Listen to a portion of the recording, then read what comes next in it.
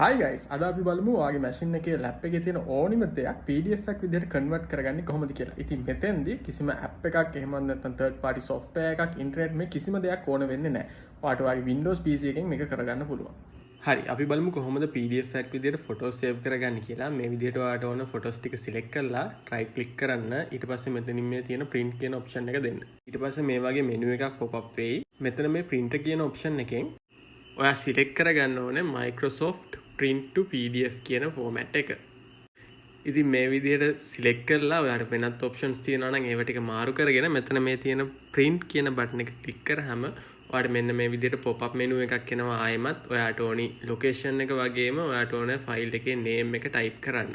මෙතනදී ඔයාට ඕන name එකයි location එකයි select කරලා save කියන option එක දෙන්න. එතකොට ඔයාට මෙන්න මේ වගේ ආයෙ menu එකක් pop up වෙලා අදාළ location එකට PDF එක save වෙලා තියෙනවා. අපි බලමු මේක open කරලා කොහොමද මේ PDF එක save වෙලා තියෙන්නේ කියලා. ඉතින් sample.pdf කියන්නේ මම දැන් save කරපු එක. මෙන්න මේ විදිහට ඒ images ටික PDF විදිහට save වෙලා තියෙනවා. මෙන්න මේ විදිහට තමයි ලේසියෙන්ම ඔයාට PDF එකක් විදිහට images save කරගන්න පුළුවන් වෙන්නේ. අපි බලමු word file එකක්. එහෙම නැත්නම් document එකක් කොහොමද PDF එකක් විදිහට save කරන්න කියලා. ඉතින් ඒ විදිහටම ෆයිල් එක ඕපන් කළා ඔයාට පරණ විදිහටම print කියන option එකට ගිහිල්ලා මෙන්න මේ විදිහට අදාළ printer එකේ name එක විදිහට Microsoft print to PDF කියන එක select කරන්න වෙනවා. ඉතින් ඊට පස්සේ මෙතන තියෙන OK කියන බටන් එක click කරාට පස්සේ අර වගේ ආයෙම ඔයාට ෆයිල් එක save කරන්න ඕන location එක වගේම name එකක් අහන menu එකක් pop up වෙනවා.